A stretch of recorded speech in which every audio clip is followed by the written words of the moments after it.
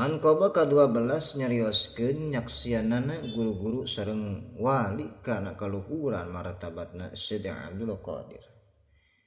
Dicarioskeun dina kitab Raudhatun Nazir fi manaqib Syekh Abdul Qadir. Dina bab kagenepin ti zaman Abi Ali Hasan Al-Basri dongkap kalahirna Syekh Abdul Qadir.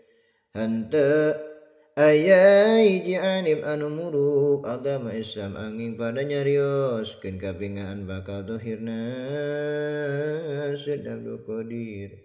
Sareng eta ulama pada ngaku kana kawalianana Syekh Abdul Qadir.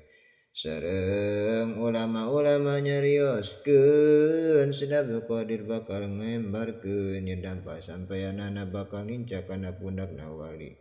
Sareng wali-wali narima kana eta embaran. Kajaba hiji wali di nagara Aspahan teu narima kana eta embaran. Kumargian teu narima eta wali anu sakitu luhung na dilepas tina kawalianana. Jadi Syekh Abdul Qadir teh hampir 300 tahun deui kalahirna. Parantos masyhur kawalianana. Subhanallah. Jadi tacan lahirna oge Syekh Abdul Qadir mah tos kanyahoan.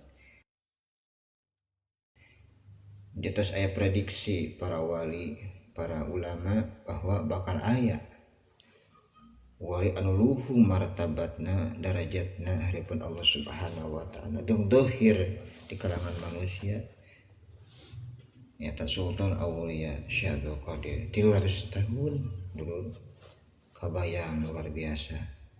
Seperti prediksi nu ayeuna nyata akhir zaman bakal ayana Imam Mahdi sampai kitu nya mungkin.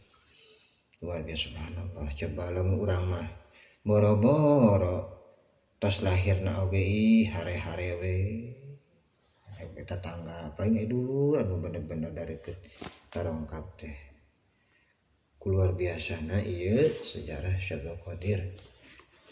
Masya Allah, mudah-mudahan ada manfaatnya.